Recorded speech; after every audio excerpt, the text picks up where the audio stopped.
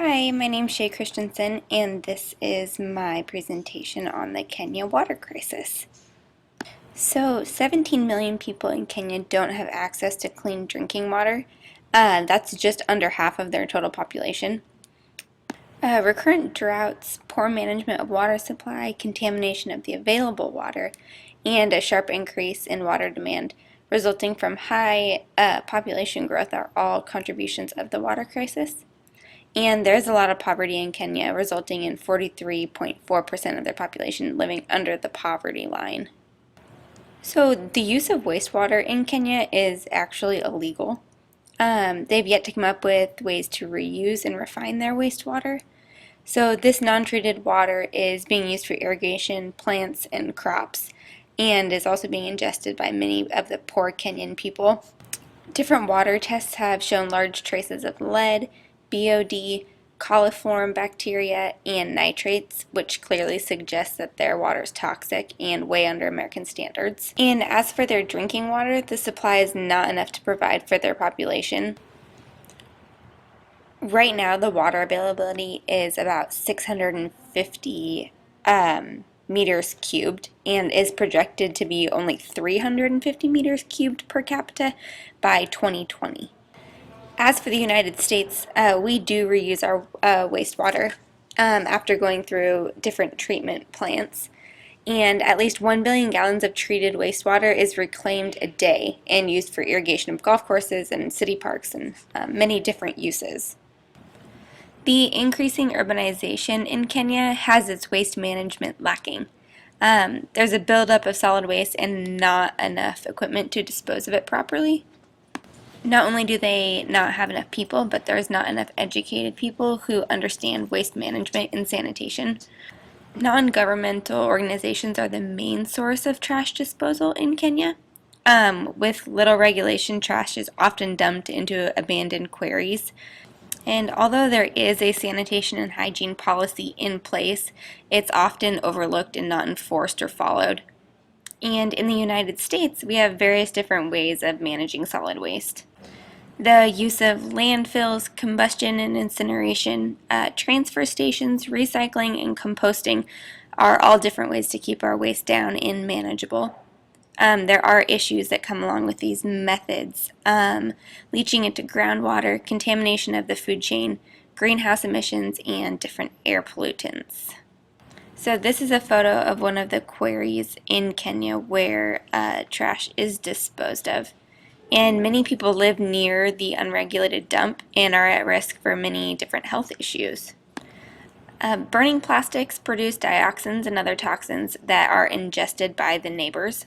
And an article states that many greenhouse gases that contribute to global climate change are released in these uncontrolled dump sites. And one woman said that if I had to choose between paying for a toilet and paying for food, the choice is easily made. So this shows that poverty is very present and is causing people to take drastic measures such as defecating outside, which is causing major sanitation issues.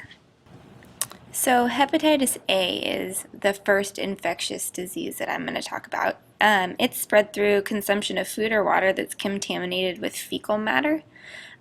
Victims exhibit fever, jaundice, and diarrhea. And this disease is found in both Kenya and the United States, but at much lower levels in the U.S. There's about 25,000 cases of hepatitis A each year in the United States.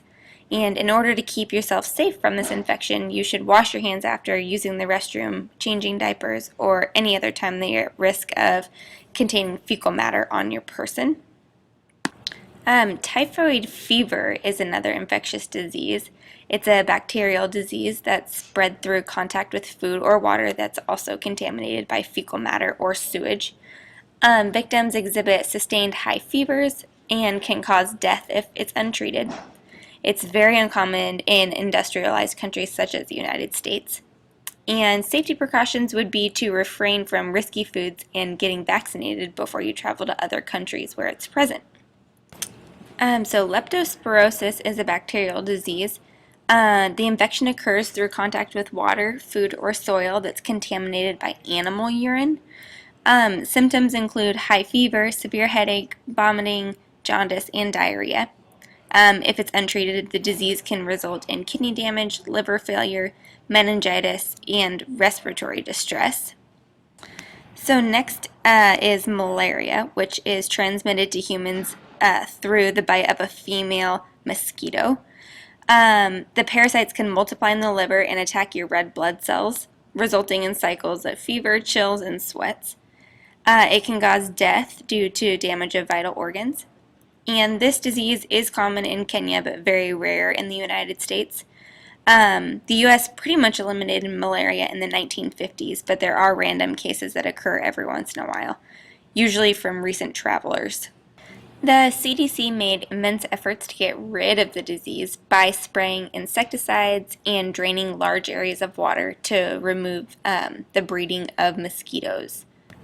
So we are lucky to not have to worry about this disease, but 25 million people in Kenya are at risk of getting malaria, and 20% of their deaths of children under 5 are due to malaria. So the last infectious disease is rabies. Rabies is a viral disease of mammals, usually transmitted through the bite of an infected animal, most commonly a dog. The virus affects the central nervous system and causes the brain to alter and potentially death. Symptoms initially are nonspecific fever, headache, progressing to neurological symptoms, and death can occur within days of the symptoms, if not caught early. And rabies is present in both Kenya and in the United States. The U.S. spends about $300 million a year on rabies prevention, which is obviously paying off since we are down to only 2 to 3 deaths a year in humans. So after researching this topic, I think that Kenya would benefit by making efforts to reuse and restore the water that they currently have, since the water and rainfall is scarce there. If Kenya did decide to reuse their wastewater, it could be used for toilet flushing, boilers, air conditioning, etc., since none of these things need to be ran solely with clean, purified water. There are risks with these. Since Kenya is largely poor, they may not be able to afford properly running plants, and the water may carry bacteria and diseases to other people. If this were to happen in Kenya, the wastewater needs to be strongly regulated with different types of tests.